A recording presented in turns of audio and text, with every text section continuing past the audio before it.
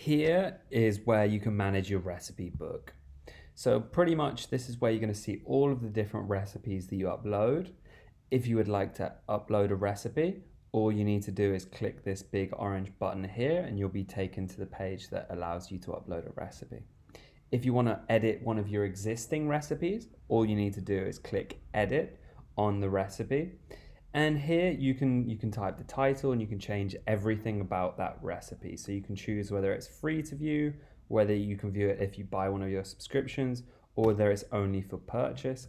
You decide everything here. So you can add the ingredients and you can add the recipe method there, and you can upload all of the different images. Then when you're done, all you need to do is click save and publish, and all those changes will be saved.